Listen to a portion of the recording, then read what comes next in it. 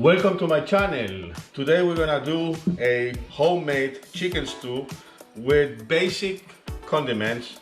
We're gonna use bell peppers, an onion, tomato, 3 potatoes, and some cilantro. Get the water out of the chicken, and we're gonna chop it in pieces, small pieces for the stew, all small pieces. After we finish chopping in pieces, we're gonna chop all veggies in little pieces to cook it with the stew. So it looks like all the pieces have been cut in little pieces, like this. Let's let it stand for aside for a little bit, and we're gonna wash our hands. So we're gonna start cutting our veggies. Chop it, tomato, and let's cut it in pieces. The onion, this is the way I cut the onions. I just first take top, bottom off, on this side. Then I cut a little slice here, a little slice here, and a little slice here. And I just peel off the part I don't wanna eat. Now I have a fresh peeled onion that we're gonna chop in little pieces. There, now the bell pepper, we're gonna cut it also in little pieces.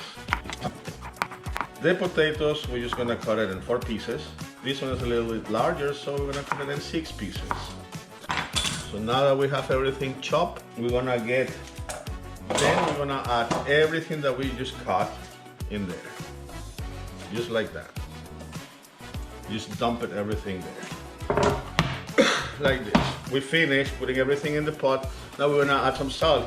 In this amount, I would say put like about a teaspoon of salt. Maybe a little bit more. And I use pepper like always, a good amount. So that's all for the stew. And the last thing that we're gonna add is about a cup of water, and we're gonna put it on the stove. So we're gonna cook it for about 20 minutes.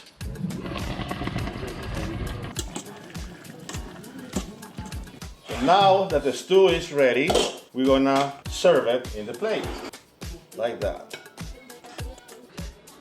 So that's it, guys. I hope you enjoy it.